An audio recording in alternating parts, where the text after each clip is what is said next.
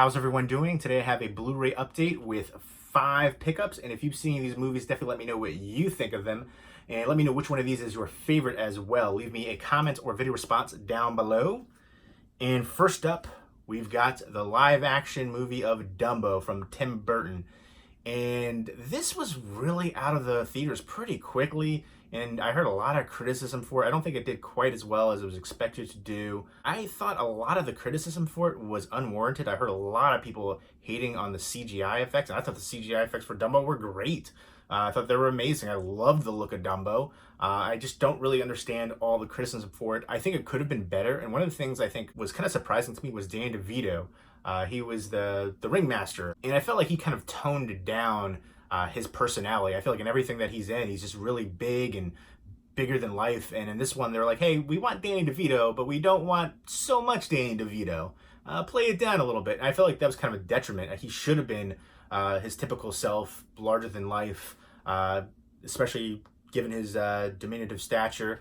But that just wasn't the case. I feel like he was reserved, much more so than most of his performances that I've seen him in.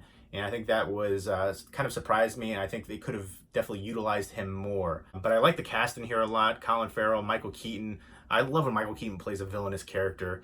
You could totally see that coming a mile away. Eva Green, Danny DeVito. I thought the child actors did a good job, but the real standout here was Dumbo himself. The CGI Dumbo was amazing. All the CGI effects I thought were great here. This looks incredible on 4K Ultra HD home video. Visually is stunning. I love the Dreamland amusement park from Michael Keaton at the end. All that looked amazing to me. Basically, you know the story of Dumbo. Pretty simplistic, straightforward. Michael Keaton basically hires the whole crew right there of Danny DeVito's circus, including Dumbo, because he wants Dumbo to be the main attraction, a flying elephant. Why the heck not, right? Things don't go according as planned, and you can see what happens. Very predictable. There's certain elements here that they changed up in the storyline. I like that, and I feel like everybody played their acting performances a little too safe, except for Michael Keaton. I thought his was the best acting performance. But it just felt like even Colin Farrell could have played it a little bit more, just a little safe. But yeah, I thought it was still decent. And the ending, I love the ending to this movie. Very heartfelt, emotional ending. I love the way that everything played out.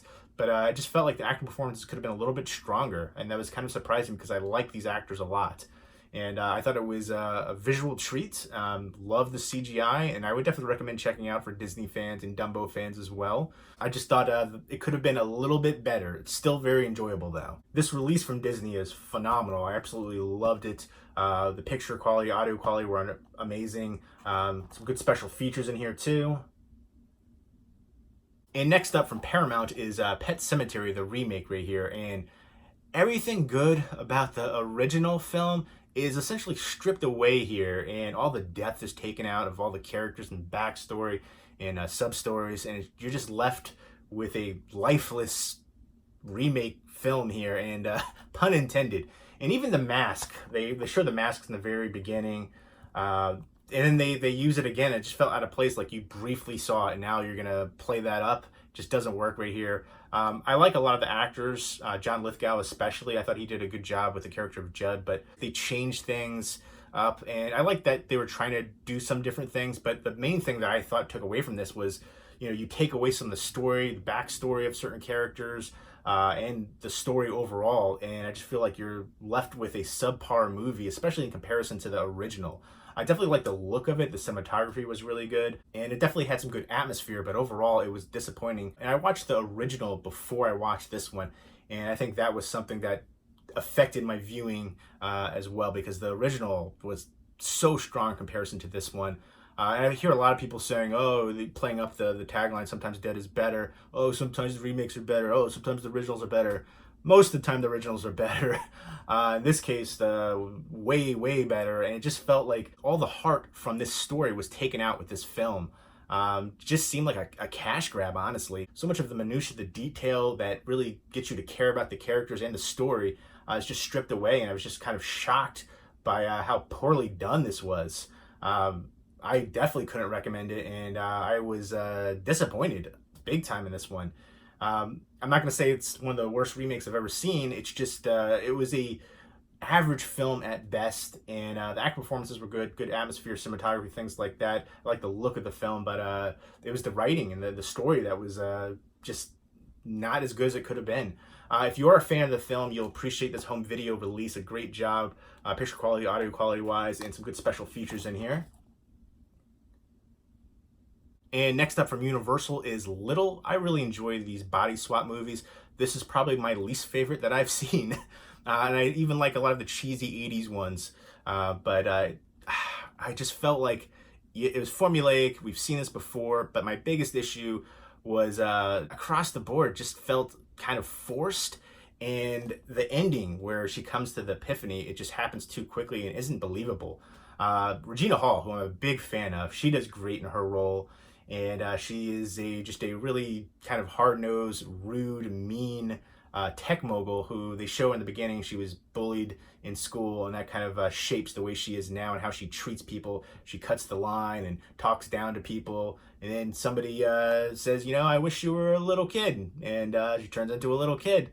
And it's played by Marcy Martin, who is an executive producer on here, the young girl. She's in Blackish. And Tracy Ellis Ross, who stars in Blackish as her mother, plays a voice role in here. She plays kind of like that Siri, Amazon Echo kind of voice assistant, and I thought that was interesting there too. And it's cool that she is an executive producer on here, so young, being very smart and talented. I like that aspect. She's the lead here, and the best scene for me was the fight sequence. I can't remember what they call it, a BMB, I think it Black Mother Beatdown, something to that effect was beating, something like that. It was something to that effect, and they actually showed in the special features that scene was edited down. They had many more parts of that scene, but I thought that was pretty funny. There were a couple laughs here, but overall it just kind of fell flat. And again, formulaic, cliched, and just how quickly she turned. The whole movie, she's still, even as a kid, treating people poorly. She doesn't really learn the life lessons that, you know, are supposed to be there. And then at the end, she's like, oh, so quickly it happens, it's just not believable.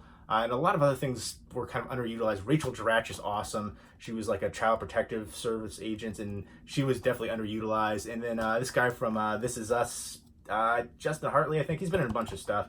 There was a scene there that was bizarre, but also kind of funny, because she's still, you know, she's little, but she still thinks like an adult Regina Hall, so she's kind of like hitting on him. That was like a super weird, creepy scene. And there's another scene later where she's like hitting on somebody else too, and I was like, ugh. But I like the idea, the concept here. The best parts for me, the most heartfelt parts, are when she's in high school and she befriends some of the other outcasts and stuff like that.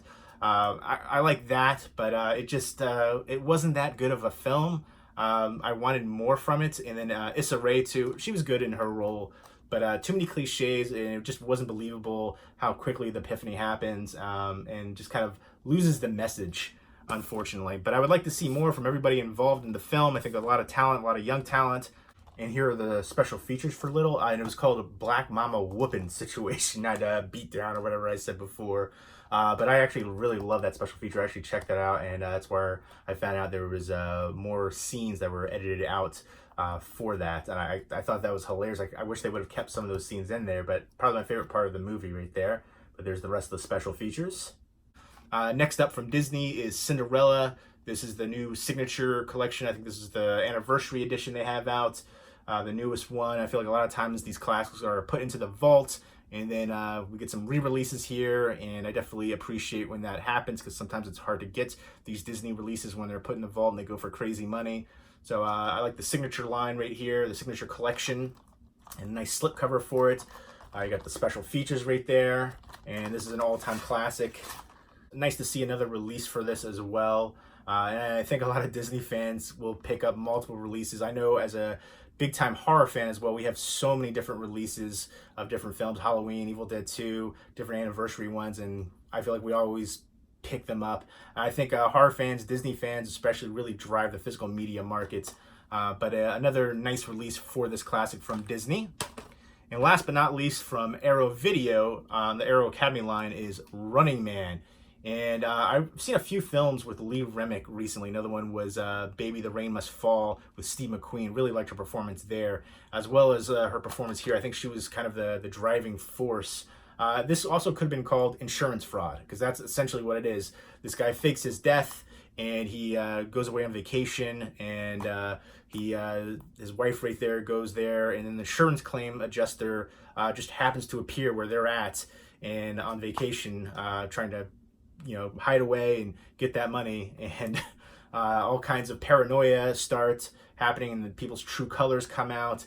Formulaic, and just it really wasn't that interesting of a movie. There's a chase sequence, and then just the actions and reactions of certain scenes, it just doesn't really work. It could have been better, but I do like certain elements when certain things are revealed, and how certain characters don't reveal the things that they know. I like that a lot too. But the romance aspect, early on, you could see how things were going to play out with that. And the ending, I wanted more from that. His character turns out to be a real jerk, essentially. You see that like in the very beginning. And then the romance aspect, kind of a love triangle right there. He's kind of like pushing her to him. And then he seems upset when stuff does happen. But yeah, he fakes his death, and he gets a new identity, steals an identity. So it's just he's a big criminal. He's insurance fraud, stealing identities. This stuff could never happen today to the effect, to the level that it happened here. This is from 1963. It's 104 minutes. A really nice release from Arrow Academy. I like a lot of their titles. Arrow Video is one of the best companies releasing out there. Newly commissioned artwork, reversible artwork, special features, transfer. You get disc artwork, booklets a lot of times, and even the clear case. It's nice for physical media collectors, but you get an advertisement in here, and there's the Running Man. There's the old school artwork, which I'm not quite a fan. It just seems more interesting that way. This is more representative of what the film is, kind of the romance aspect and the drama elements. And there they are right there. There's so many different scenes where it's like, come on, it wouldn't play out like that, but it does in this movie. And yeah, I just felt like it was ramped up more to be like a thriller, but it was just more of a drama with some kind of thrills toward the end with the chase sequence. That's really the only thrills besides some paranoia aspects. Good action performances, but the movie itself was just average. I definitely wanted more from it, but I absolutely love what Arrow Video is doing with the releases. I am just blown away. Some amazing special features too. Some great commentary a lot of time by film historians and film critics, and I thought this looked amazing for its age. Again, 1963. And it's restored by Sony Pictures from original film elements. It looked amazing. I definitely love the picture quality and audio quality on this release. Every time I talk about Arrow Video, I praise them as a company, what they do, and this is another great release. If you are a fan of the film, you'll definitely appreciate it. And I can't wait to see what they release in the future. So happy that they're releasing here in the US. So there you go. Those were the 5 pickups. If you've seen these movies, definitely let me know what you think of them, and let me know which one is your favorite.